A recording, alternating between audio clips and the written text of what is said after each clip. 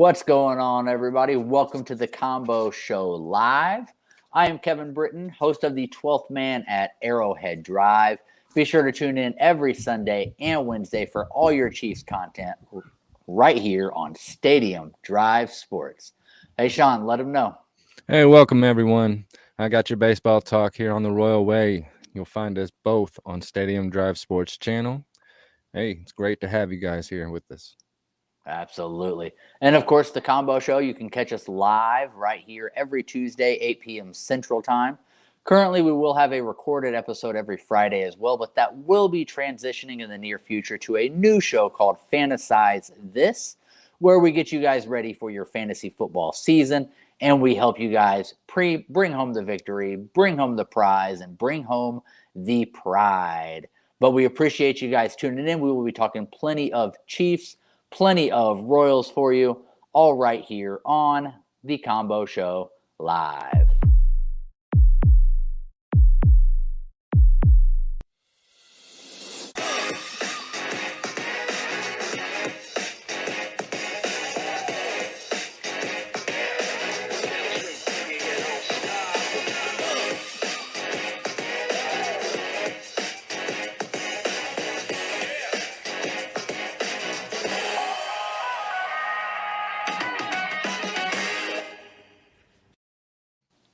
All right. Before we hop into it, if you guys are new to the channel, again, this is where you can come here on Stadium Drive Sports for all your Chiefs content, all your Royals content, the combo of both, and then soon your fantasy football content as well. So make sure you subscribe to the channel. If you guys like the content, like the video, share it on social media. We're fans for the fans. We would just want to push this out there and continue to grow the 12th Man fam and the Royal Empire as well. So we appreciate all of you. Sean, how you doing today? Hey, doing great. I'm antsy. I'm anxious. It's coming soon, and we're only a couple of days away now from opening day. Absolutely. I think it's really cool that we get to start off playing the Cleveland Guardians. Not formerly known as the Cleveland Indians. But, it's safe to say. We can say it. Yeah, we can say it's the Indians. They were the Indians. Yeah, a lot of people are still going to call them the Indians, and the Guardians is a really bad name to me. They're already the Angels. Well, at first I was kind of confused. Like, what do you mean by Guardians? Do you mean like a soldier, or they actually meant like a guardian angel because they got the wings on the logo? I've seen that, and I'm like, the Angels are like, oh, come on. I thought they were guardians of like the baseball galaxy. That's not a thing. That's what they should be. That would have been more attractive to me. And they could have had like multicolored logos like the Guardians of the Galaxy movie. See, now that would be cool. Yeah. One bit of Chiefs news just to mention before we get into the Royals, because this will be a majority Royals episode. Unless anybody out there does have any Chiefs comments or questions, we will be sure to address those as well for you guys. But Armani Watts, free agent from the Chiefs. He is officially gone. He has signed with the Indianapolis Colts. So, yeah, he was a decent player. Yeah, we didn't use him as much as we should have, to be honest with you. I think he'll do well in Indy. So, he's still young. Yeah, more power to you, Armani. Make that money, get some playing time, go do your thing. But the NFL draft is coming up at the end of this month, so everything's kind of quiet now. It's kind of the calm before the storm. And then we'll see what happens as the draft approaches. Speaking of approaches, Bobby Witt Jr.'s approach at the plate has been it's been something nice to see. And I saw that he was officially named the starting third baseman for opening day. Yes, sir. And he becomes the youngest to ever do it in Royals history. In fact, the last one to be the youngest, of course, was, let's see if you can get that right. I'm sure Gordo. You can. That's right. It was Alex Gordon, and he was 23 years old and 51 days. When it comes to Bobby Witt Jr., he's only 21 years old and 297 days. So there's a big difference in that, and he's definitely the youngest to ever make his major league debut on opening day. That's pretty cool. And there's Absolutely. a lot of expectation for this guy. He's the number one baseball prospect in all of Major Leagues. So he's Yeah, on the list of players to get the Rookie of the Year. The other definitely in guys who's contention. in contention that nobody really have heard of before is Saya Suzuki on the Cubs, Bryson Stott from the Phillies. You got Julio Rodriguez that the Royals just saw the other day playing the Seattle Mariners, and he's a stud. I think he's the number one guy to go against Bobby Witt come this season. Also, Spencer Torkelson. How about that last name? Torkelson. Torkelson. I feel like you have to squeak a little bit when you say Torkelson. Torkelson. You'll hear Spencer Torkelson because he plays in the same division as the Royals, and he's also got a teammate named Riley Green who plays with him on the Detroit Tigers in our division, who we'll see. I would like to, have our pitching staff just key on them and make sure they get them out strikeouts and make Bobby Witt number one this year as Rookie of the Year. Absolutely. For anybody that maybe doesn't kind of follow the Royals in the preseason and you just kind of pick it up once the season starts, and you don't really know much about Bobby Witt Jr., he actually has baseball in his bloodline. His dad, Bobby Witt Sr., was also a Major League Baseball player. Bobby Witt Jr. was drafted, I believe it was number 2 overall in 2019 by the Royals, and he was lighting it up in the spring training this year. He had 32 at-bats. He batted up. He had a 406 average. He hit 3 home runs. He scored 11 runs, 8 RBIs, 2 stolen bases. So he definitely earned the right to be on this opening day roster. And we've talked about it. As far as Royals go, I feel like I haven't felt this much hype around somebody before they had actually played in a game since Bo. Like there was hype with Hosmer and Moustakas and Gordon, but it wasn't this big of hype before they ever stepped on the field. Would you agree? Yeah. Oh, yeah. We've had hype before with Bubba Starling, and we see where that went. We could have had Francisco Lindor, who was an MVP. He was drafted after him. George Spencer, who was a great baseball player for the Houston Asterix. But, yeah, we missed on him. That was a bad pick. Didn't transfer in anything. Another one that had hype, maybe not like nationally, and maybe you remember this because I was ahead of the curve on this one. Do you remember me, you, and our buddy went out to a Royals game, and I was like, yo, our new catcher is super dope. Like we'll probably see him throwing behind runners at first and at third, throwing people out, and you guys are like, oh, he's like that? What's his name? I'm like, yeah, his name's Salvador Perez. So it was his rookie year, very early in his career. Do you remember going out to that game and we were kind of talking about Salvi? Oh, yeah, the young guy. We needed a catcher at that point. It was really cool to see him blossom into what he became. Our other guy was a guy named Sean Manaya. He was a high draft pick, and he's doing well right now. He just got traded off the Oakland A's, who we traded to them to get some big names to help us with our World Series playoff run. So he's still doing great. I think he's in the National League now, maybe with the Padres, I believe. Yeah, with the Padres. So he's there to help them on their playoff run. But anyways, with Bobby Witt Jr., I think this is the real deal. Okay, we haven't really seen it for a while since Alex Gordon. That was a long time ago since we've seen a draft pick actually become Rookie of the Year and have an excellent career here in Kansas City. I think the page has turned. We had George Brett, we had Alex Gordon. Now I think it's Bobby Witt's time. I agree. I'm super excited for Bobby Witt Jr. I think he's going to be a stud defensively and at the plate. And he's just a well-rounded player. Like he can hit for average. He can hit for power. He can field. He's got a cannon for an arm. Like definitely your 5-tool type of athlete. That's absolutely. So excited about that. Other news real quick, Sean. I saw the MLB is going to allow the anti-sign stealing devices this year. Yeah, they have been pressing hard on that, and it's gotten a good review with the players and coaches. It's this little device that's handheld, I guess, and get right there in their helmet. And but the thing about it is, I'm just wondering how long it'll take for the Yankees or the Houston Astros to tune into that radio station, start stealing the signs. But nah, I'm just kidding. But I'm that's not not. the only change that's being made. A lot of these changes that's being made in the NFL and MLB right now is to expand into other countries and get their product out and expand the fan base. With the MLB, what they're doing is they'll incorporate Home Run Derby X, and they're going to play in different countries around the globe, talking about London, Mexico City, Seoul, and even the moon. What?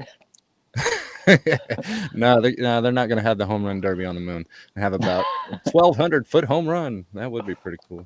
But also, they'll have on the football side of things, they're talking about flag football in the 2028 Olympics. I You know saw that, that. yeah, that is pretty interesting. It's a 10-year growth plan that the NFL has, and I think the USA is just kind of like, look, can we kick your butt in all three top sports? We kick your butt in basketball, baseball. Hey, there's this thing called football. I know you know it as football, but our football is better. I think that's the thing we need to do is rename it. Rename it from football to tackle ball or I don't know. Something different other than, well, we have football. I know football. Yeah, whatever. Do you think the Chiefs just traded away the person that would be like the best flag football player? Yeah, oh, absolutely. With those cuts and speed, he would definitely be on the Olympic team if the coach would allow it. Yeah, Tyreek Hill would be tough in some flag football. Yeah, that was. I mean, the last time that they had football as an Olympic sport was actually before 1932. And it was used as a demonstration sport, but I'm not too sure what those demonstrations consisted of back in the 30s. Before, I mean, when did they start forward passing, and what were they doing to display their football skills at that time? I don't know. It's pretty weird, but it'll be a Definitely different. yeah. What do you think the And odds are that it actually like gets in the Olympics? oh man, I just can't see it. But it's going to take a lot of advertising and really getting out there to these other countries and playing our games in London. We've done that.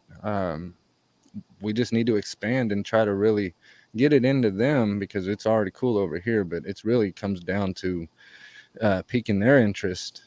And the way that they'll do this is have different games in different places before the Olympics in 2028 and see how it kind of pans out, and we'll see how it develops.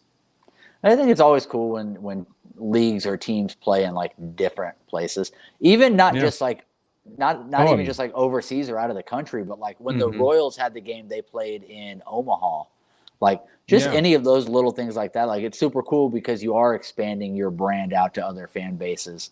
Even if it Yeah. is where your AAA team is, like that's cool to be like, hey, you guys have been supporting our AAA team. We're going to come play out there so you guys can support the major league team as well. So I always like Yeah. when teams play in new areas like that. Yeah, it was cool to see the Chiefs down there in Mexico City as well, in the Aztec Stadium, and also they had the Field of Dreams game there in Iowa. That was pretty cool. Switching it up Yeah. and making different places. But Yep. London Very looks cool. like another place that is our best bet to really expand the NFL is there in Europe. So Yep. see We'll what see if the happens. Jaguars ever decide to relocate. I think that's Yeah, exactly who would be going over there. yeah. So There's the main prediction for the Royals is the final record, and what I've been hearing is a lot of people talking about right around that 500 mark. So if I had to ask you, and we go into high or low if you'd like, I would ask you 81. The number 81, higher or lower, wins or losses. And of course, 81 would be a 500 record, being 162 games in the MLB season. Certainly. So I was actually just having this conversation a little bit in the comments of one of your videos Yeah. with somebody. Mhm. Two Bro Show, I believe, is his name. And I was comparing this team to the 2013 team because I think that Yeah. there's a lot of similarities. I think we have younger pitching now versus the veteran pitching we had then, but we won, I believe, 85 games that year, and I think we're going to teeter right around there. So the 81 mark is a good mark. Yeah. I'm going to take the over. I'm going to say more. Um, my prediction is 83 wins this season, so I'm taking the over on All that right. one. That makes sense. That's kind of where I'm going. I wanted to say about 87 wins. It sounds like an attractive number. It's close to the 90 mark, but I don't think we're going to hit 90. But I think we will see a surge there in the middle of the season of us getting things together, and we might flirt with the White Sox in first place right around that time. At least I'm hoping. A lot of people are saying 80 and 82, but they're hoping for the best. But what my point is, that is the best for the Royals is 500. That's our expectation, but don't rule out them exceeding that expectation with some good streaks, some good runs. So I'd like to see it. I agree. Let me ask, do you want to go back and forth on this high or low, or you want to throw out Yeah, a number for me? yeah. I got a couple predictions, and I have one that's more of a high, low, and over under for you. So I'll start with my Okay. over under. All right. Um, so we've talked about some of the individual performers that the Royals have on the roster this year. So my over under to you is the number 2.5. Royals All Stars this year. Okay. They've averaged not. It's been going down since the World Series run. Let me take a look at it. All you see is Salvi and Merrifield. That's all it's been is back and forth with Salvi and Merrifield. But that's a good question. I'm gonna have to go with the under on this year, and I'm only gonna pick two. I really only think there's gonna be two. It might be either Salvi or Witt, one or the other. I don't think it's going to be both, and it's going to be. Gosh, I want to say Bobby Witt Jr. Wouldn't that be a cool answer? That would be a cool answer, but no, I think it's going to be. Okay, final answer: Salvi and Witt. Those are your two, and it'll only be two. Okay, that's my final answer.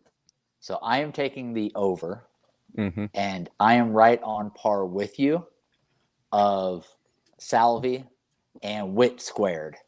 I'm going Witt and Witt, both Mm-hmm. make it in, and then Salvi makes it as well. So I'm taking the over on that one. But Yeah. Okay, you're I think taking that's Witt. going to be a tough one. That's going to be a tough one because either one of us could nail that one. Yeah. So yeah, 2021, it was just Whit Merrifield and Salvador Perez, just them two. Mm-hmm. In 2020, there was no. It was the Corona year, and Whit Yeah. Merrifield was the only one in 2019, and Salvi was the only one in 2018. So the trend is it's either one or the other or both. So that's why I went with the safe answer. But gosh, we're all hoping and praying that Bobby Witt can really shine like that and start his career off with an All-Star game appearance. Like Bo Jackson, he did it to a T. He hit a home run on the first pitch, he was the first batter to open up with the home run on All-Star game, 1987, I believe. And he Cool. crushed it too. Yeah. That was the beginning of the real Bo knows era. All right, you're Okay, up. What let do me you throw got? a number out there. Yeah. How about the number 10? The number 10 means 10 wins, higher or lower for starting pitcher Zach Greinke. I knew you were going to go Grinky on this one. Yes. Here, let me give you a hint, a little help with this. Last year, Brad Keller had 8, Mike Minor had 8, Chris Bubich had 6, and Carlos Hernandez had 6. Along with Scott Barlow with 5, and Jake Brentz with 5, and Brady Singer with 5. So it's around 8 to 5 from last year. But I picked 10 because I think that this guy Makes sense. talking about Zach Greinke. I upped it a little bit, so it's a little bit high on the bar. Yeah, I'm still taking the over on this Still one. taking the over on. I'm All still. I right. think 12. I think 12 is going to be the number for Greinke. For one, he is our opening day starter. Mm-hmm. Therefore, he naturally is going to get the quick start. I think our bats and everything are right in line for a hot start to the season as well, to start him off with a victory right off of the bat, right out of the gates. And I think that Greinke, I don't think he's going to be some stellar out of this world pitcher, but I think he's going to be able to consistently get into the fifth and sixth inning. And I think that he'll be playing with the lead at that point more often than not with the bats that we have. So I don't think he's going to overpower teams per se. I think his consistency is going to win out because our offense is going to be better than it's been in the past. So I'm taking the over. My prediction is 12 wins for Zach Greinke. And when you say the past, are you talking about the last time that Zach was here? Because as I remember, gosh, it was so sad to watch him step on the mound and not have any run support. We were like, "Come on, guys, give this guy some Yeah. run support," and it just got to him. That I'm talking that, and if we just look at 2 and 3 years ago for the kind of this current Okay, roster, if you yeah, will, they right. took a step forward a little bit last year, but I think Hmm. those players that took a small step forward take another step forward Yeah, this year. Plus, kind of the influx of youth that we have, and the star power of Bobby Witt, and I just feel like I think we're poised for even more of an offensive breakout. I think that helps Greinke out a lot. yeah, I agree. Of course, we didn't need the run support in 2014 and 15 because we had that stellar pitching. All we needed to do was score about 3 or 4 runs and hold that down, and we can do it. But this year, I think we're going to need to score an average of about over 5.5 runs a game in order to really stick in these games. Um, yeah. Go ahead with your number. I'll go. So this one's not necessarily a number per se, Hmm. but I'll stick with the pitching aspect here. Which Royals pitcher will have the most innings pitched this season? Oh, it really just comes down to the health of Greinke. If he can get through the year with no elbow problems and or whatnot, some crap comes up about tendonitis because he's an old man or whatever, it's going to be him. And if it's not him, it's going to be Brad Keller. Brad Keller, he's 26 years old. He's in his prime. We're going to run him till his wheels fall off. The other guys, we're still kind of trying to figure out who they are. With the lineup kind of consists of Brady Singer and Daniel Lynch being on our 2 number 5s. Okay, and you got Carlos Hernandez who's locked in, Kyle Bubich, the Bubich guy, and you've got Brad Keller and Greinke. Those are your 4. But Brady Singer and Daniel Lynch are the 2 that's either we're going to have a 6-man rotation or one of those guys are going to be a situational bullpen guy, or he's just going to be sent down to AAA. Who knows? We sent another guy down to AAA recently. It was John Heasley. He's a decent pitcher, but he got a loss in spring training, and he's still got some things to work on. But yeah, that's our pitching, starting pitching look at So things. who's your official answer? Oh, my official answer is probably going to be, ooh, that's a good question now that I really think about it. Will Zach Greinke make it through the entire season? No. Brad Keller will have the most innings pitched because Zach Greinke will have an injury in July. Okay. Yep. So last season, Brad Keller pitched 133 and 2/3 innings. Mm-hmm. He was the second highest on the Royals team last year behind Mike Minor. Yes. My pick, who finished 4th last year for the Royals with 128.1 innings Hernandez. pitched, going with Brady Singer. I think Brady the Singer. young guy, young arm. I think he will be a starter throughout the season. And I think that he can avoid really any major injuries or any extended times, any DLs. So I think he will I be the one that agree. will have the longevity through the season, and average that 5.5 to 6 innings pitched per Mm-hmm. game. So I'm going with Singer. It's a good pick. A lot of people expect him to get that fifth spot over Daniel Lynch, but the problem is he's got somebody right over his shoulder with Daniel Lynch. If he better stepping up, and he's got the opportunity to really move all the way up to right behind Keller, in that third spot, because I don't really see Carlos Hernandez being one of our top pitchers. He's, to me, like a 4 or a 5.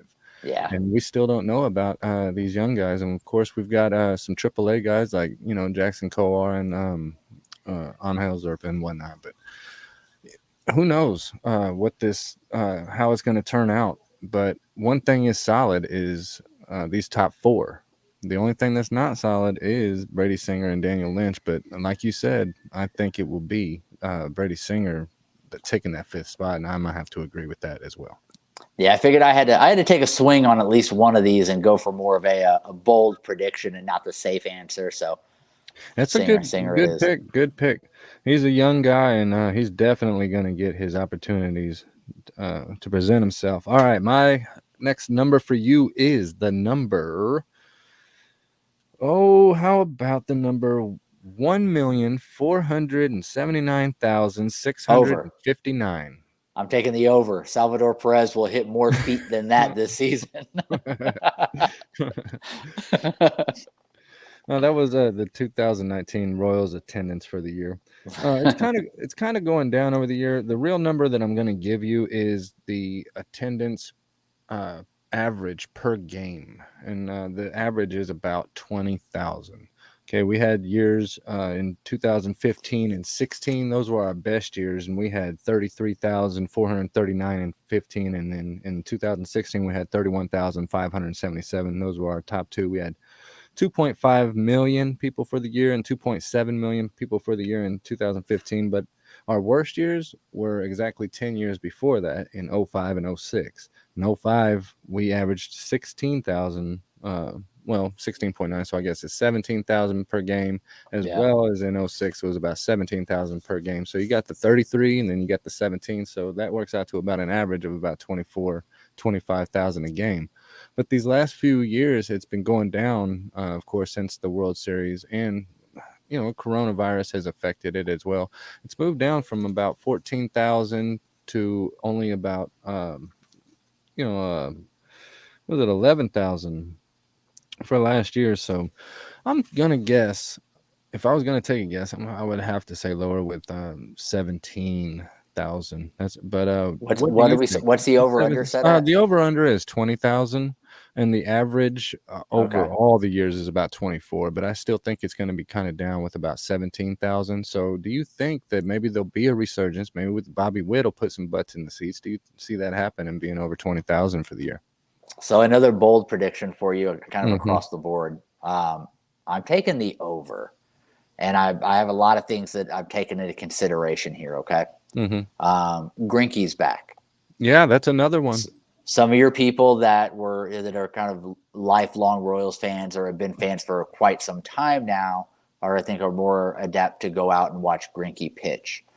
The Bobby Witt Jr. effect is going to help with a surge of attendance. Just the general youth, I think, is going to help as well. And I think the Royals are going to be in contention for the majority of the season, which, again, is going to drastically help attendance. If we're 10 games back, that's when attendance really starts to drop off for the year. But if we're right there within a couple of games, whether it's for our division or a couple of games for a wild card spot, that attendance, I think, will continue to take an uptick because the World Series years were so recent. People want to relive that feeling a little bit.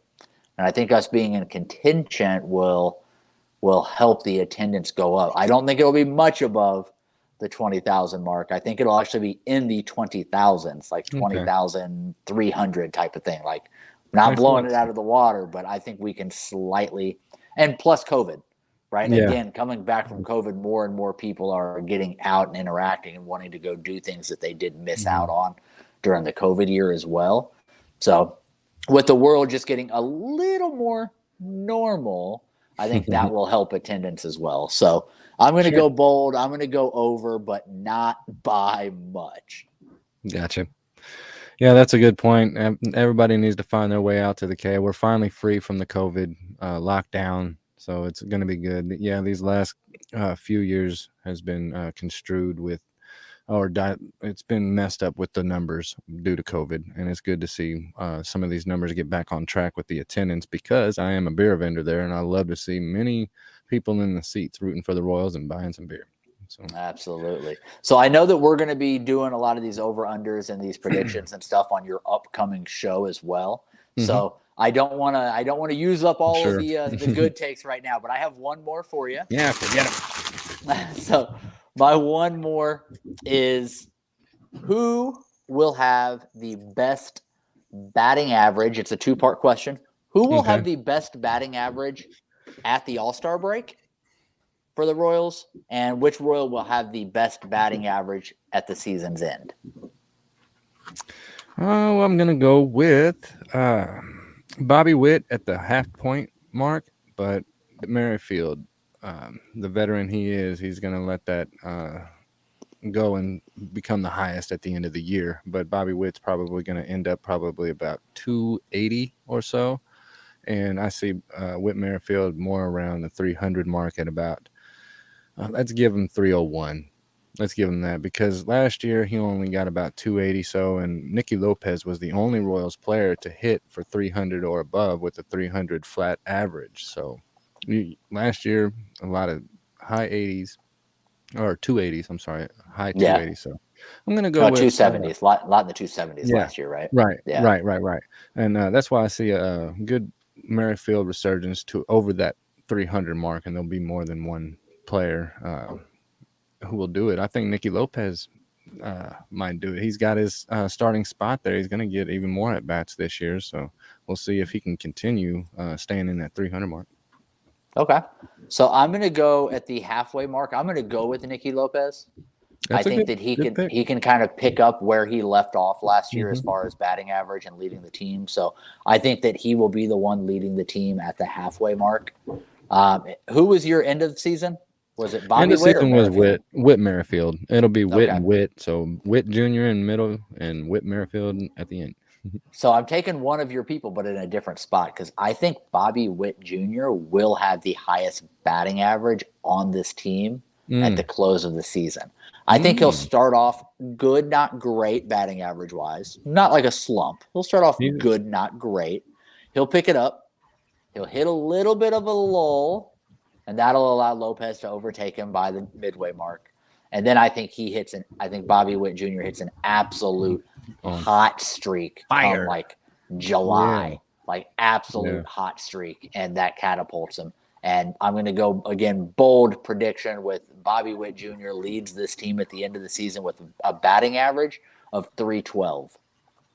Good, good. He's gonna need a batting average of 300 or better to be considered for Rookie of the Year because these other guys like Julio Rodriguez, they're gonna be good. Okay, he's gonna have to get them stats up, and there's so many new incentives involved with the new collective bargaining agreement to where they're actually rewarding these players for reaching these accolades at a young age like he is. So in fact, the Royals might even be rewarded draft picks in the end if he gets Rookie of the Year. So the Royals are all for it. That's why you see him on opening day, is we're giving this guy a chance to really reward the club, and he gets to reward himself, and the fans get rewarded for watching it all happen. It's going to be beautiful. Absolutely. I agree. Can't wait. Super excited for the season to kick off, Sean. I know that you'll have an episode a Yeah. little later this week getting ready for the season. First game is Thursday. Thursday, April 7th at 3:30 p.m. But I would be ready to watch it at about 3 just in case for the pregame. And if you're going to the game, there's gonna be a huge pregame party in the parking lot, as you know, with or without corporate help, because we're gonna do it on our own, just by ourselves with our little barbecue grills and cornhole setups there in the parking lot, because you know how we do in KC. Absolutely.